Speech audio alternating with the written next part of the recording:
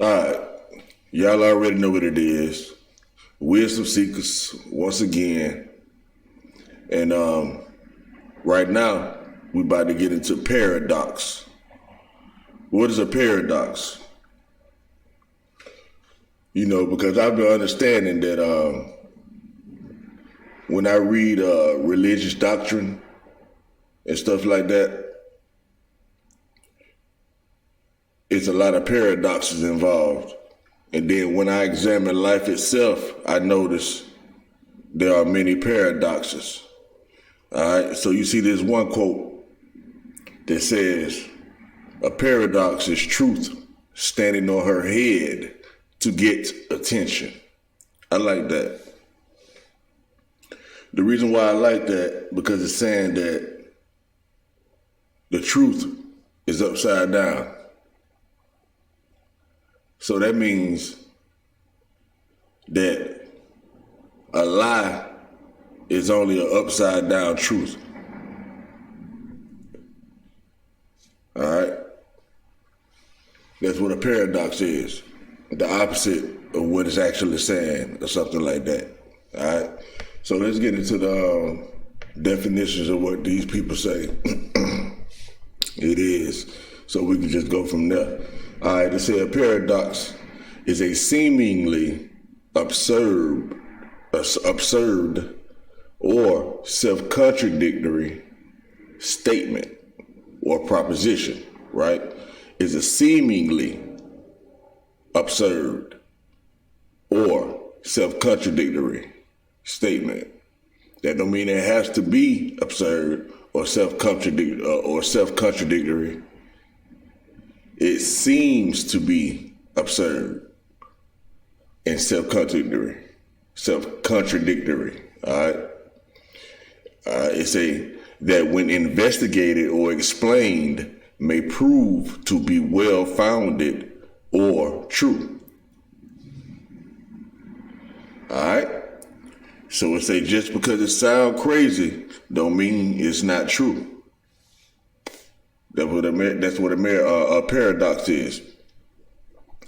So a paradox is something that seems to be contradiction, seems to be contradiction in terms, seems to be self-contradiction, seems to be inconsistency, seems to be incongruency, anomaly, conflict, seems to be conflict, absurd. All right. So oddity, enigma, puzzle, mystery. All right. Seems to be a mystery. Okay. So on and so forth. All right. So now, let's get to a couple more definitions before we get to the origin. All right. It's a statement or proposition that despite sound or apparently sound reasoning from acceptable premises leads to a conclusion that seems senseless, logically unacceptable, or self-contradictory. All right. So it don't matter how good it sounds, how much evidence you have, people are still going to conclude it to be senseless and unacceptable, logically unacceptable, or self-contradictory. Ain't that crazy? It's a statement or proposition that despite sound or apparently sound reasoning from acceptable premises, right? That means it shouldn't be no reason why you should say this is wrong. But it says, however, right? It still leads to a conclusion that seems senseless, logically unacceptable, or self-contradictory. All right, so the last definition is a situation, person, or thing that combines contradictory features or qualities. Right? It's like, man, this is not really supposed to go together, but somehow it does. This is not supposed to make sense, but somehow it does. This is not supposed to work, but somehow it does. All right, so let's get down to the origins. So para means distinct from, and doxa means opinion, and so it means contrary opinion. All right, so it says mid 16th century, or originally denoting a statement contrary to accepted opinion. All right, denoting a statement contrary to accepted opinion. All right, not accepted truth, which accepted opinion is an accepted truth, but it's saying opinion, right? Not truth. So let's check out what opinion mean right quick. Opinion. So an opinion is a view or judgment formed about something, not necessarily based on fact or knowledge. All right? The beliefs or views of a large number or majority of people about a particular thing. An estimation or the quality or worth of someone or something. All right, so let's go down to formally in law, a formal statement of reasons for a judgment given. Law, a lawyer's advice on the merits of a case. All right, the origins is think or believe. So when someone say they think, that means it's an opinion. All right, or someone say they believe, that's an opinion. That means they don't know. You know. All right. So some of the synonyms is belief, point of view, outlook, angle, slant, all that. You know. As you can see, I'm gonna leave it there long enough so you can look at some of them. You feel me? So get the dogma and all that. All right. So let's go back to where we was at. So a paradox is a statement contrary to accepted opinion. All right. It's something that seems to be absurd or contradictory, but when investigated, it can prove to be true. All right. So it's like, for example, if I say you are a man and a woman, you might say, nah, no, I'm not. I'm a man. But in actuality, you're not just a man in the sense of male. You are male and female, right? Even though that sounds crazy. So a woman is a man too, but she's a male and a female. So if I say you make your parents, or you are your parents, and I say your parents are you, that's like a paradox, because it's one entity that are two things. Like I am my mom and my dad as one thing, and my mom and my dad makes me, right? So that means I am my mom and my dad. Even though people don't really look at it to be like that. They look at it to be like, I am me, you see?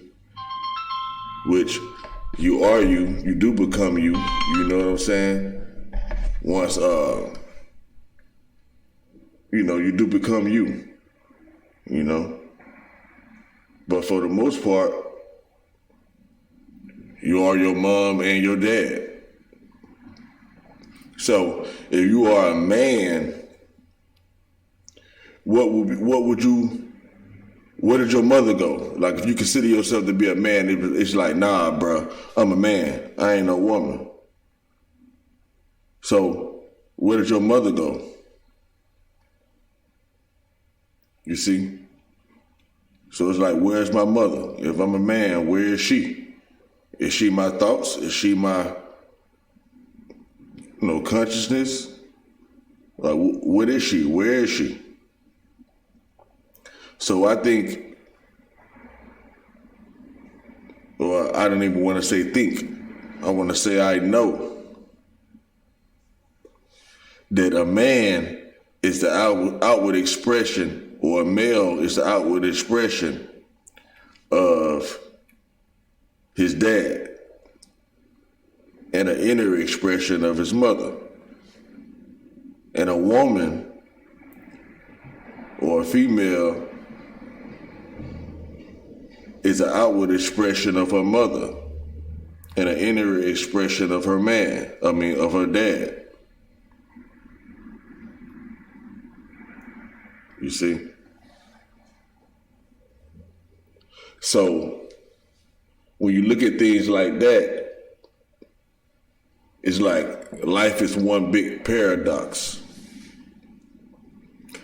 When they say like, as above, so below, it's like that. Life is a paradox.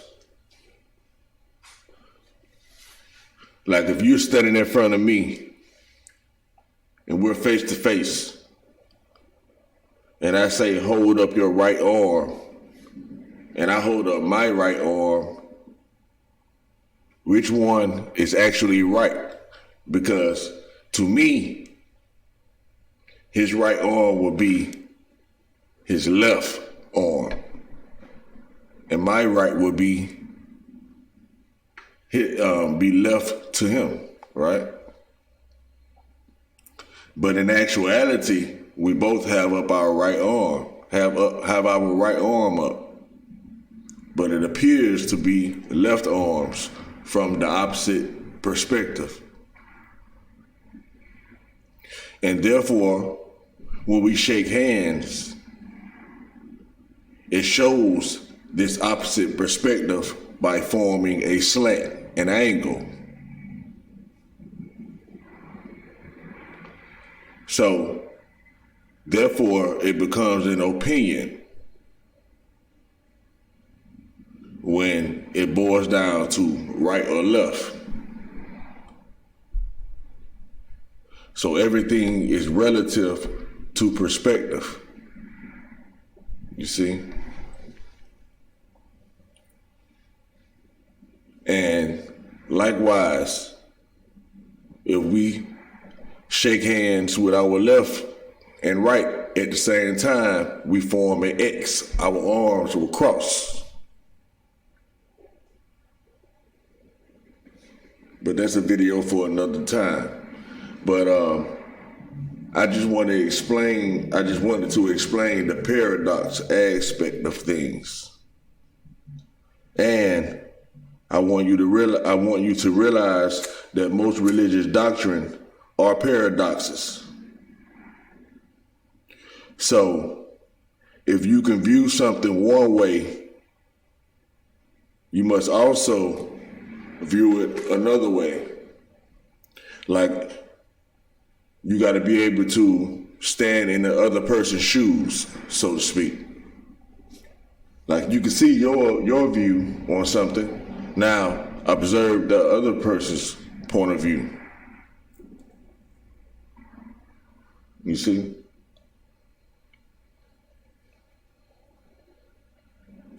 Once you do that, then you can land in the middle. You can have that perfect balance that's being spoke of.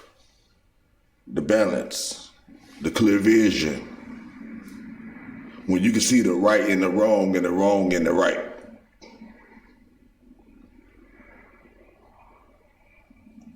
You know? And then you can develop the ability to justify your right, even though it may seem wrong.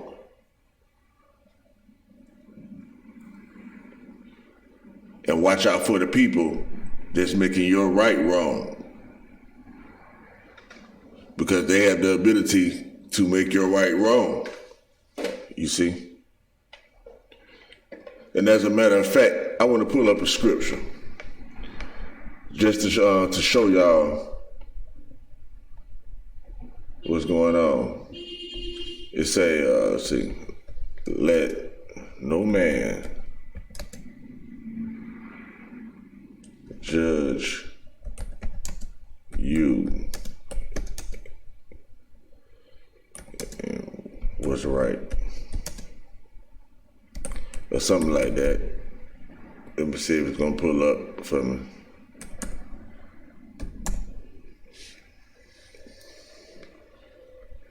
Yeah, right here. I want to show y'all something.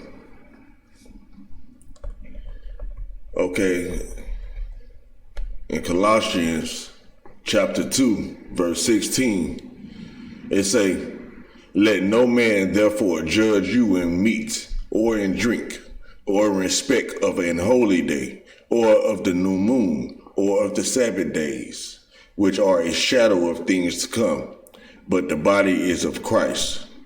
Right? It says, I think I want to go a little bit before this one. Let's see.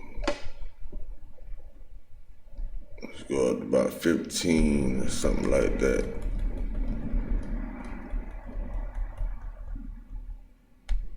It say,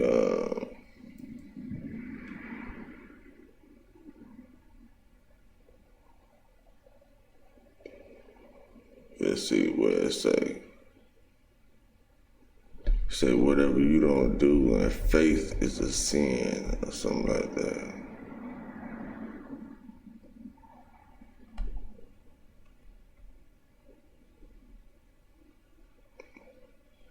Alright, let me just keep on reading though. It say in 7 days, I'm on 17, right? It say, I'm on 18. It say, let no man beguile you of your reward in a voluntary humility and worshiping of angels, intruding into those things which he have not yet, which he have not seen, vainly puffed up by his fleshly mind, right? And not holding the head, from which all the body, by the joints and bands, having nourishment ministered and knit together, increaseth with the increase of God. Right at the beginning of 19, it say, and not holding the head. It's talking about your real head, okay? And it says, from which all the body by joints and bands have nourishment, having nourishment ministered. All right, so this joint and bands that they're talking about your 12 cranial nerves that's on your body, that's on your brain stem. All right, but anyway, let me keep reading. 21, well 20, it says, wherefore, if you be dead with Christ from the rudiments of the world, why, as though living in the world, are you subject to ordinances? Touch not, taste not, handle not. 22, it say, which all are to perish with the using after the commandments and doctrines of men. It say, which things have indeed I show of wisdom and will worship, and humility and neglecting of the body, not in any honor to the satisfying of the flesh. All right, but it's not exactly what I was trying to show y'all. Let's see. It say, company together and worship besides. Okay, Lord, walk with him, rooted up, established in faith. Okay, tradition of man, not rooted after Christ. All right, it say, and you are completing him here, prosperity. Yeah, y'all need to go and read this though, man, for real. Read the whole thing. Go and read the whole thing. I'm trying to just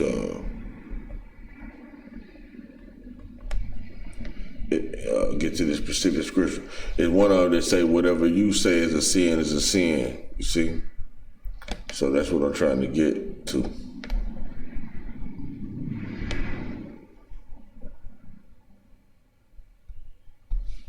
Let's see.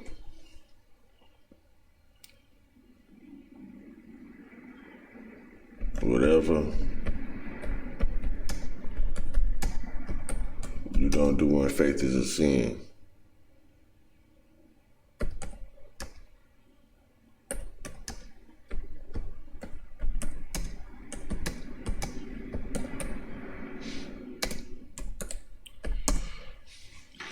Yeah, man, I'm just trying to unlock a little bit of this truth, man. That's all I'm trying to do.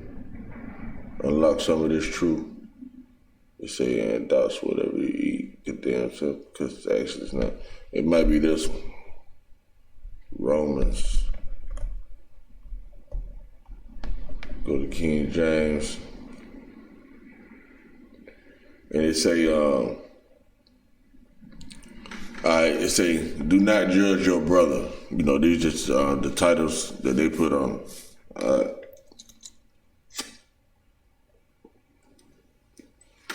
It say, him that is weak in the faith receive you, but not to doubtful disputations. For one believeth that he may eat all things, another who is weak eateth herbs. Let not him that eateth despise him that eateth not. All right? And let not him which eateth not judge him. It say, and let not him which eateth not judge him that eateth. It say, for God hath received him. Who art thou that judgest another man's servant? To his own master he standeth or falleth. Yeah, he shall be holding up, for God is able to make him stand.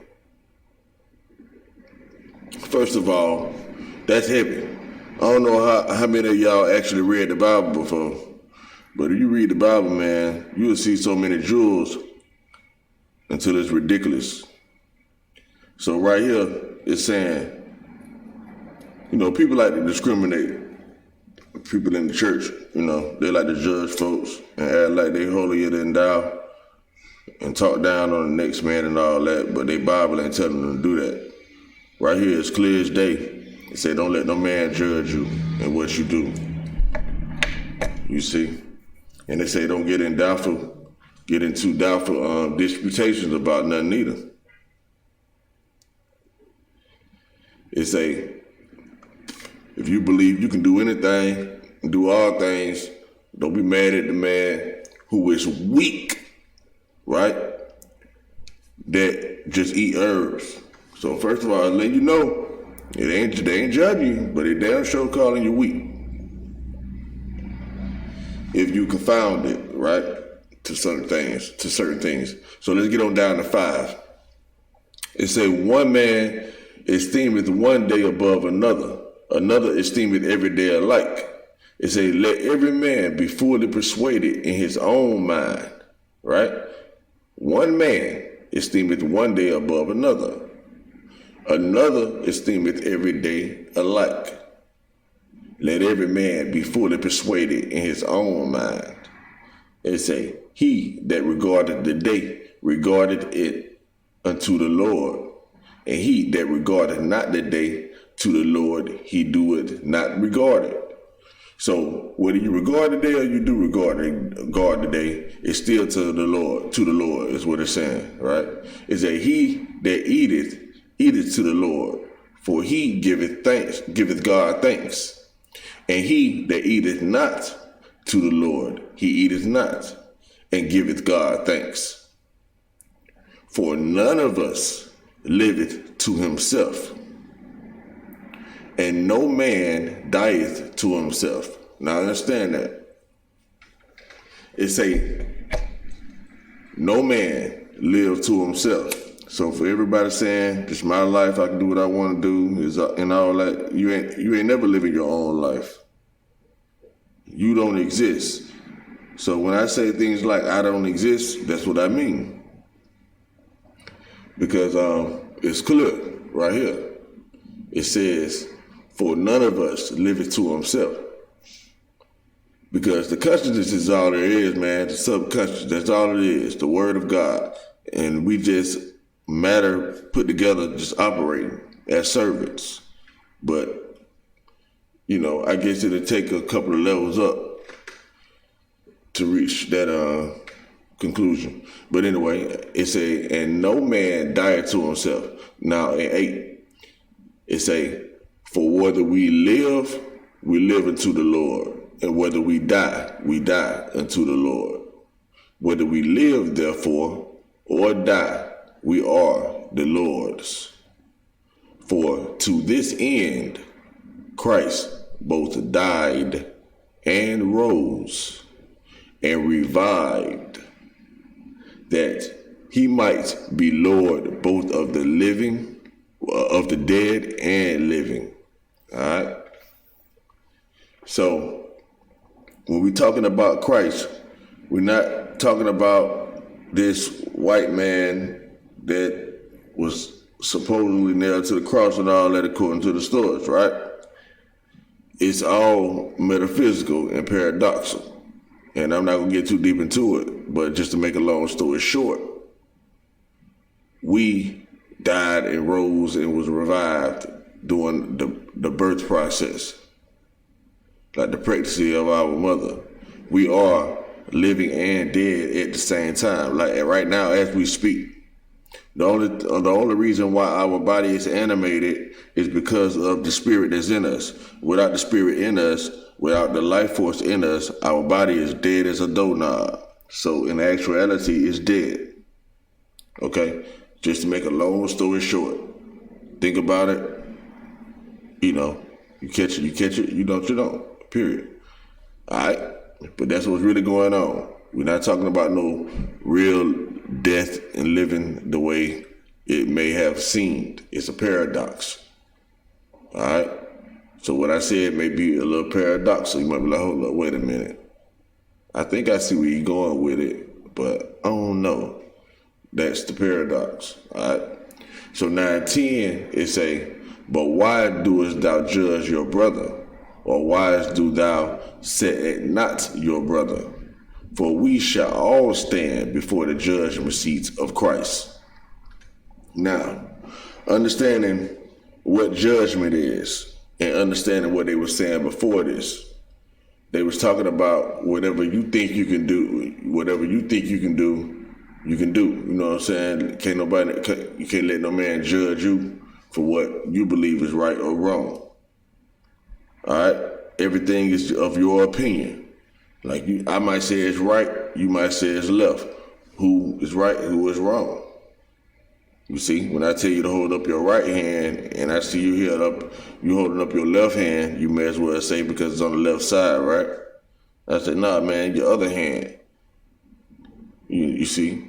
But it's up to you. It's all on you.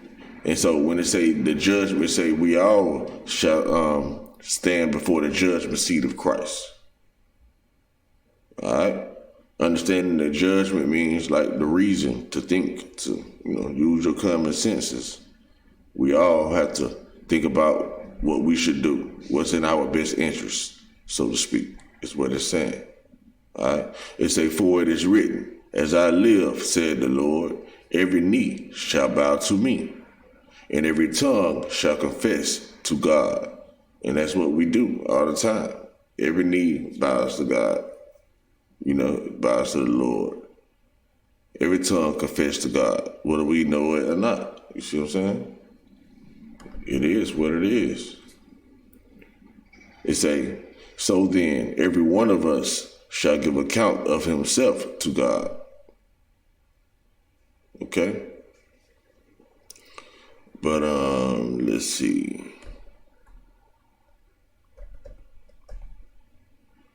It still don't say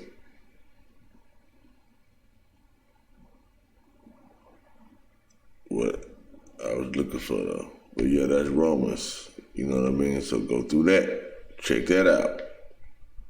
And hopefully I can get to what I'm trying to show y'all this next time. But y'all might get some more knowledge.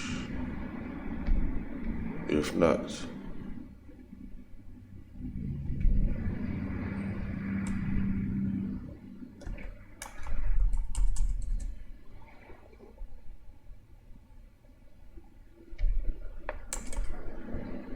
you don't eat. faith. Let's see. Yeah, that's crazy. Now it says, you don't want to show me what I'm looking for.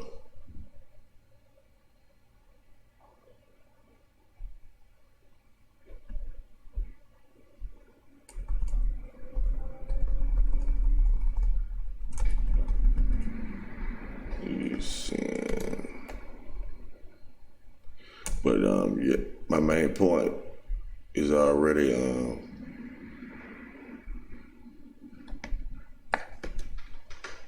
has already been made about paradox. I'm just trying to give y'all some nuggets.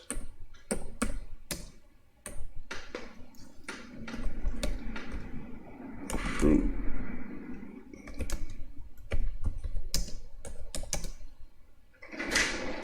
What's up, Dad? I get a haircut later? Yeah. Sir? I said, yeah, bro. Alright.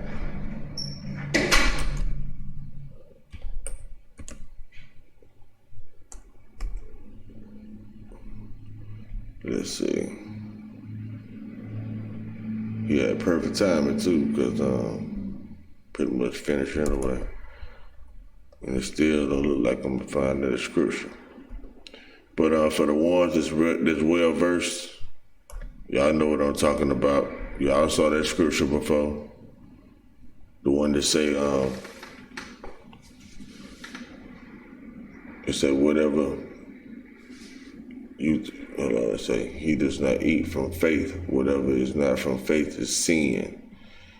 This is the one I'm looking for, but they ain't letting me, let me see.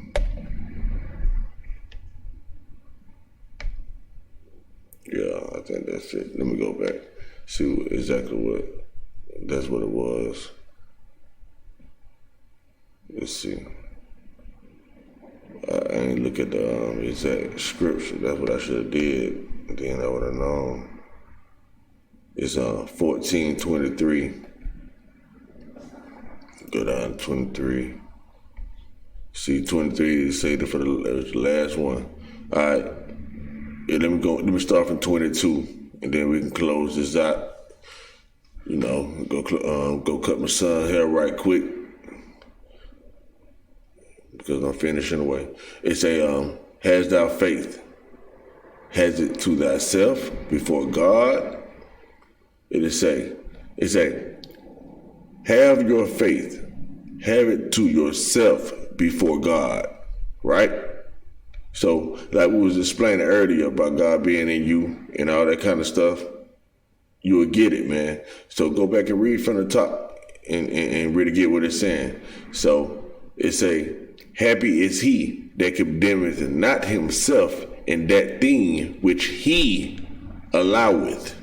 You understand? And it say, and he that doubteth is damned if he eats, because he eateth not of faith. For whatsoever is not of faith is sin. Now, see, this is what I'm saying. This is what people get lost at. When they see eat, they think this man talking about real food. Stop playing. Stop playing, man. Stop playing with yourself. Stop playing with your life. Stop playing with your family life. Stop playing with your kids. Stop playing. Stop playing. Come on now. And like I said again, the people who gonna get it. But listen, y'all, they been playing.